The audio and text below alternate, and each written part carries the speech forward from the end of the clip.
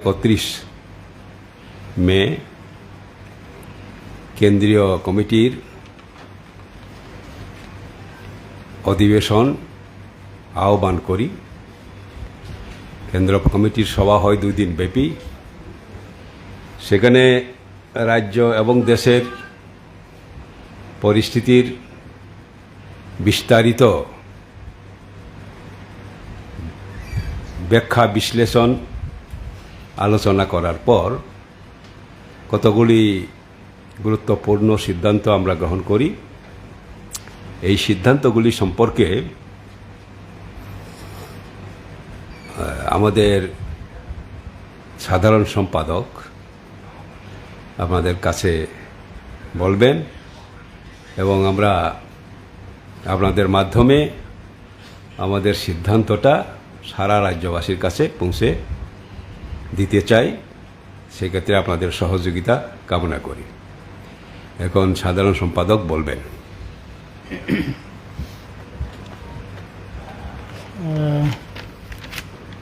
সবাইকে আন্তরিক ধন্যবাদ জানাচ্ছি।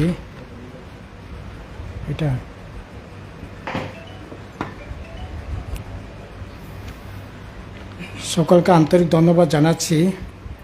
ইতিমধ্যে আপনারা জেনেছেন যে আমাদের কেন্দ্র কমিটির 2 দিন ব্যাপী যে সভা হয়, এই সভায় আমরা অনেক বিষয় আলাপ আলোচনা করে কতগুলো সিদ্ধান্ত গ্রহণ করি। এডিসি নির্বাচনের পর এটাই ছিল আমাদের প্রথম সভা। এই সভায় আমরা এই এডিসি নির্বাচন প্রাককালে বা সময়ে আমাদের সাংগঠনিক যে দুর্বলতাগুলো আমরা চিহ্নিত করেছি, এগুলি দূরীকরণের জন্য আমরা সিদ্ধান্ত গ্রহণ করি। সেই মোতাবেক আমরা সিদ্ধান্ত নিয়েছি এই জুন মাসে 20 তারিখের মধ্যে সমস্ত মহকুমা কমিটির সেখানে বর্ধিত সভা হবে এবং দুর্বলতার যে কারণে আমাদের এই ফল হয়েছে এগুলির ব্যাখ্যা বিশ্লেষণ হবে। এর সাথে সংগঠনটাকে পুনরুজ্জীবিত করবার জন্য সেখানে সিদ্ধান্ত গ্রহণ করা হবে। এর সাথে এই নির্বাচন প্রাক সময়ে যারা নতুন করে আমাদের কাজের সাথে যুক্ত হয়েছে তাদেরকেও কীভাবে অ্যাকোমোডেশন করা যায় সেটা সেখানে আলাপ আলোচনা করে সিদ্ধান্ত গ্রহণ করা হবে আর কি।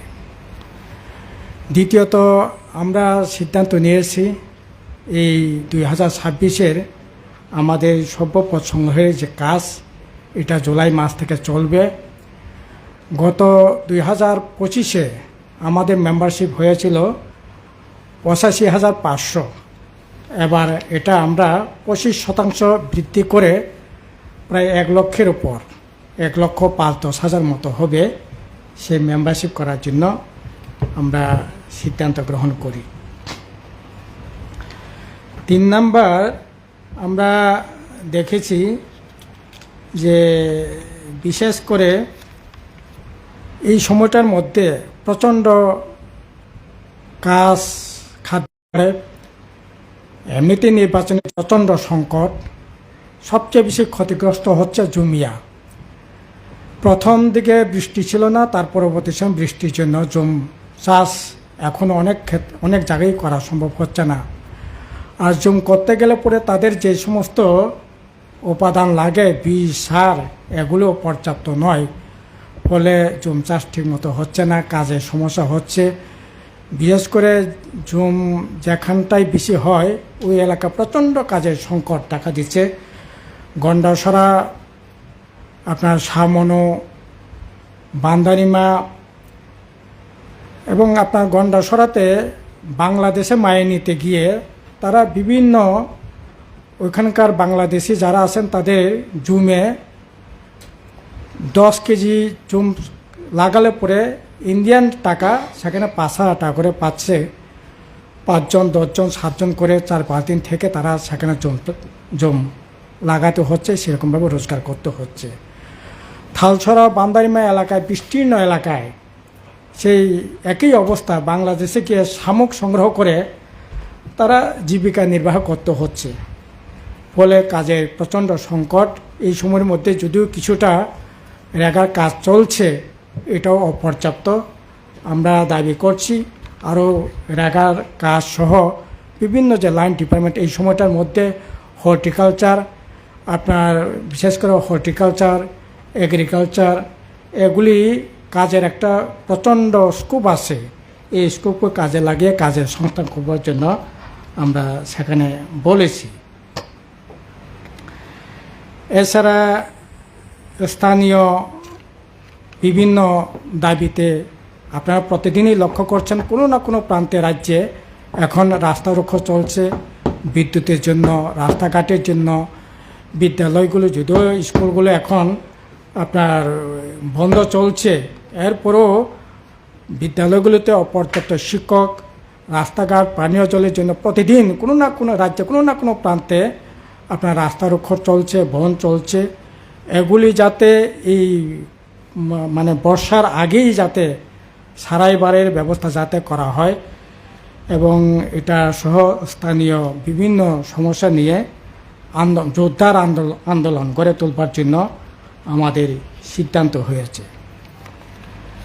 এছাড়া ইদানিং বেশ কতগুলো বিষয় আপনাদের দৃষ্টিতে আমরা আনতে চাইছি, যে বিশেষ করে গত 24শে মে আপনারা দেখেছেন জনজাতি সুরক্ষা মঞ্চের নামে দিল্লিতে, সেখানে আমাদের রাজ্যে থেকেও সেখানে প্রতিনিধিরা যান। আমাদের দেশের রাষ্ট্রপতি এবং স্বরাষ্ট্রমন্ত্রীর কাছে তারা একটা ডেপুটেশন দেয় আমাদের উপজাতিদের, জনজাতিদের কৃষ্টি সংস্কৃতি রক্ষা করার নামে, বিশেষত উপজাতি অংশের মানুষ, বিশেষ করে ত্রিপুরা অংশের মানুষ যারা খ্রিস্টান ধর্মে ধর্মান্তরিত হয়েছে, তাদেরকে যাতে জনজাতি বা ট্রাইবেল যে সাংবিধানিক যে স্বীকৃতি, এটা বাতিল করতে হবে এবং সাংবিধানিকভাবে শিডিউল ট্রাইব হিসাবে যে সুযোগ সুবিধাগুলো পেতেন এগুলো বাতিল করতে হবে। আমরা এটার তীব্র প্রতিবাদ করছি। এই দেশে, গণতান্ত্রিক দেশে, ধর্মনিরপেক্ষ দেশে যে কোনো মানুষ যে কোনো ধর্ম গ্রহণ করতেই পারে। সেখানে খ্রিস্টান ধর্মান্তরিত হয়েছে বলে তাকে ত্রিপ্রাসা বা তাকে জেনারেল ক্যাটাগরিতে ফেলতে হবে, এসটি সার্টিফিকেট থেকে কেড়ে নিতে হবে, তার সমস্ত সাংবিধানিক সুযোগ সুবিধা কেড়ে নিতে হবে, এটা কোনোভাবেই কাম্য না। এটা আমরা সেখানে তীব্র প্রতিবাদ করছি। তারপর আলোচনা হয়ে এসছে এই যে এবারকার যে নির্বাচন হলো, এডিসি নির্বাচন, 24 জন ত্রিপুরা মতো সেখানে জিতেছে, বিজেপি 4 জন জিতেছে, কিন্তু প্রায় 1 মাস হয়ে গেল 24 জন নির্বাচিত হওয়ার পরও পূর্ণাঙ্গ এক্সিকিউটিভ কমিটি গঠন করা হয়নি। এখন পর্যন্ত কোনো ধরনের ইসি মিটিং, অর্থাৎ executive committee meeting, that is cabinet meeting, executive committee meeting না হলে নীতিগত সিদ্ধান্ত হচ্ছে না, নীতিগত কোনো সিদ্ধান্ত গ্রহণ করতে পারছে না। এতে সাধারণ মানুষ সাপার হচ্ছে বলেই আমাদের মনে হয়। কাজে এটা তো কোনোভাবেই কাম্য না। এই নতুন যে এক্সিকিউটিভ কমিটি কেন করা হচ্ছে না এবং করবার আমরা কথা বলছি আর কি। এছাড়া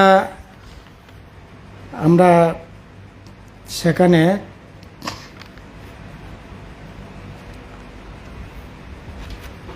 যে বিষয়গুলো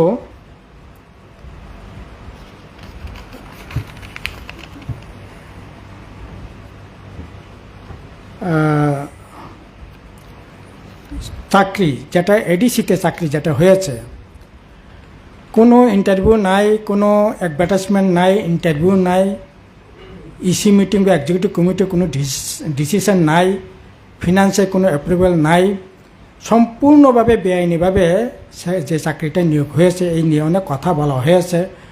যদিও তখন এডিসি প্রশাসন থেকে বলা হয়েছে তাদের এই বিষয়ে যথাযথ পদক্ষেপ গ্রহণ করা হবে, কিন্তু 1 মাসের উপর হয়ে গেল তারা এই নিয়োগ, এখন পর্যন্ত তারা যথারীতিভাবে অফিস করছে।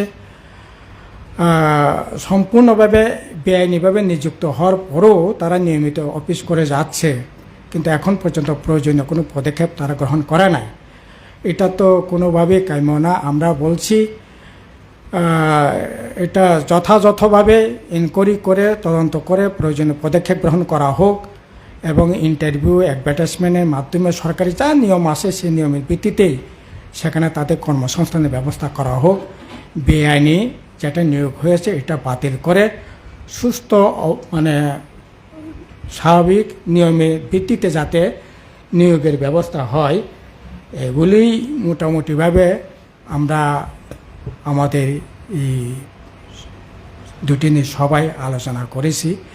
এছাড়া অনেক বিষয় আলোচনা হয়েছে যেগুলি জনগণের উদ্দেশ্যে বলা, এগুলি হচ্ছে মোটামুটিভাবে আমাদের বক্তব্য। এখন একটু প্রেসিডেন্ট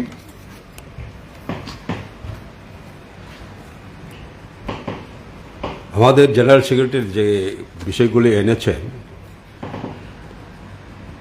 তার উপরেই একটা বিষয় আমি জোর দিয়ে বলতে চাই, সেটা হলো ট্রাইবেল যদি ধর্মান্তরিত হয়, খ্রিস্টান ধর্ম গ্রহণ করে, তাহলে তাদের এসটি হিসাবে গণ্য করা হবে না। এসটি যে রিজার্ভেশনের সুযোগ সুবিধা বাতিল করা হবে। এটাকে আমরা মনে করি এটা অন্যায়, এটার আমরা বিরোধিতা করি। এবং দেখা গেছে অন্ধ্রপ্রদেশের হাইকোর্ট একটা রায় দিয়েছিল যে ওইখানকার এসসি যারা, এসটি না এসসি, তারা যদি খ্রিস্টান ধর্ম গ্রহণ করে এবং খ্রিস্টান ধর্মের নিয়মাবলী অনুসরণ করে, তাহলে তাদের এসসি ফ্যাসিলিটি বাতিল করা হবে। এটাই ছিল জাজমেন্ট অন্ধ্রপ্রদেশের হাইকোর্টের। এটাকে চ্যালেঞ্জ জানিয়ে সুপ্রিম কোর্টে যায়। সুপ্রিম কোর্টও হাইকোর্টের এই রায়কে অনুমোদন দেয়। আমরা এই রায়ের সঙ্গে সহমত পোষণ করতে পারছি না। আমরা দাবি করি যে ভারতের সংবিধানে এসসি এসটি রিজার্ভেশন কিসের ভিত্তিতে করা হয়? ধর্মের ভিত্তিতে না। আর্থ সামাজিক বিকাশের যে পরিস্থিতি, যে পর্যায়, পশ্চাৎপদতা, এগুলির উপর নির্ভর করেই, ভিত্তি করেই এসসি এসটি রিজার্ভেশনের ব্যবস্থা করা হয়েছে। কোনো ধর্ম, সেখানে ধর্মের সঙ্গে এসসি এসটি রিজার্ভেশনের কোনো সম্পর্ক নেই। কিন্তু এখন অন্ধ্রপ্রদেশের এই রায়ের পর এসসিদের ধর্মের কারণে তাদের এসসি ফ্যাসিলিটি বাতিল করা হয়েছে। এটাকে আমরা দাবি করছি, এটার আমরা বিরোধিতা করছি। এটা হতে পারে না। এটা যদি হয়, এসটির সংখ্যা যে প্রপোর্শন বা পার্সেন্টেজ আরও কমে যাবে এবং সিমিলারলি রিজার্ভেশনের ব্যবস্থা রাখা হয়েছে সংবিধানে, কিন্তু সেইখানে ধর্মকে ভিত্তি করে এসটি রিজার্ভেশনের আবার বাতিল করার যে দাবি, এটা সম্পূর্ণভাবে সংবিধানের নির্দেশের বিরুদ্ধে বলে আমরা মনে করি। কাজেই এটার আমরা তীব্র বিরোধিতা করছি। আর দুটো ছোট্ট পয়েন্ট, এটা হচ্ছে আমাদের ওই সংগঠনের মধ্যে আদর্শগত যে সংগ্রাম, এটাকে বড় করবার জন্য আমাদের সিদ্ধান্ত যেটা ছিল এটা আমি মিস করেছি। আর একটা হলো আসন্ন যে ভিলেজ কমিটি নির্বাচন এমনিতেই বিজেপি, ত্রিপুরামথা, আইপিএফটি জোট সরকার আসার পর যে নির্বাচনটা 2021-এ হওয়ার কথা ছিল, আজকে 26 প্রায় চলে যাচ্ছে, এরপরেও নির্বাচন করতে সম্পূর্ণ ব্যর্থ। সুপ্রিম কোর্টের অর্ডারে নির্বাচনটা হওয়ার কথা ছিল, কিন্তু এখনও দেখছি এই নির্বাচনটা যাতে সঠিক সময়ে সুপ্রিম কোর্টের ডাইরেকশন মতো যথাসময়ে যাতে নির্বাচনটা হতে না পারে, তার জন্য তার বাহানা চলছে। ব্যয় সংকোচনের নামে টাইমে কি আধা সামরিক লাগবে টাকবে, এই সমস্ত বিষয় তুলে ভিলেজ কমিটিটাকে বিলম্ব করবার একটা প্রচেষ্টা আমরা লক্ষ্য করছি। আমরা চাই ভিলেজ কমিটি নির্বাচন অতি শীঘ্রই হোক। আর এই ভিলেজ কমিটি নির্বাচনে আমরা বামফ্রন্টের সকল প্রার্থীদের যেমন সমর্থন করব এবং সর্বাত্মকভাবে এই নির্বাচনে ঝাঁপিয়ে পড়ব, লড়াই সেখানে হবে, এটা হচ্ছে বিষয়টি আমাদের সিদ্ধান্ত।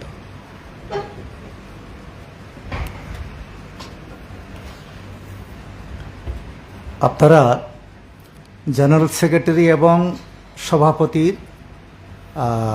বক্তব্য আপনারা শুনেছেন। আমি একটা বিষয় সংযোজন করব। এই 2 দিনের সভাতে গত এই যে কিছুদিন আগে হয়ে যাওয়া যে এডিসি নির্বাচন, এই নির্বাচনে মথা দল তারা সম্পূর্ণভাবে পরিচিতি সত্তার রাজনীতি এবং জাতির যে আবেগ তৈরি করে, বিশেষ করে বিজেপির বিরুদ্ধে এডিসিতে উপজাতি তিপ্রাসাদের ঐক্যবদ্ধ করার জন্য তারা সেখানে নির্বাচনে এইরকম ধরনের কৌশল তারা অবলম্বন করেন যে বিজেপি এডিসিতে প্রশাসনের দায়িত্ব যদি নিতে পারে তবে এডিসি তারা সেখানে ধ্বংস করে দেবে, কাজেই বিজেপিকে এডিসিতে আনা যাবে না, তার জন্য মথাকে বুথ দিতে হবে। এই সেখানে জাতি আবেগটা তৈরি করে তারা একচেটিয়া উপজাতিদের ভোট তারা সেখানে তাদের দিকে নিয়ে যায়। কিন্তু এই রাজ্যবাসী এটা দেখেছেন, এডিসি নির্বাচনের ফলাফল ঘোষণার পর আমাদের রাজ্যে আরএসএসের নেতা মোহন ভগবত এসেছে, তার সভাতে প্রদ্যুৎ দেববর্মা সেখানে অংশগ্রহণ করেছে এবং আসামের এখানে মন্ত্রিসভা হেমন্ত বিশ্ব শর্মার নেতৃত্বে যে মন্ত্রিসভা শপথ গ্রহণ করেছেন সেখানেও প্রদ্যুৎ সেখানে অংশগ্রহণ করেছে এবং আমাদের ত্রিপুরা বিধানসভাতে কেন্দ্রের এখানে লোকসভাতে সংসদে নারী বিল তারা 2/3 সমর্থন তারা আদায় করতে পারেনি। এটাকে তারা গোটা দেশের মধ্যে তারা যেখানে তাদের রাজ্য আসে সেখানে তারা বিধানসভা বসে এই বিল নিয়ে তারা আলোচনা করেন। আমাদের ত্রিপুরা রাজ্য হয়েছে, সেখানে আমরা দেখলাম মথা দল বিজেপির সাথে একই সুরে তারা এই কথা বলছেন। কাজেই এই যে বিষয়টা নির্বাচনে বিজেপি বিরোধী এই সমস্ত জাতীয় আবেগ তৈরি করে তারা উপজাতি অংশের মানুষদের তারা বিভ্রান্ত করেছেন, কাজেই এটা মানুষ প্রত্যক্ষ করছেন।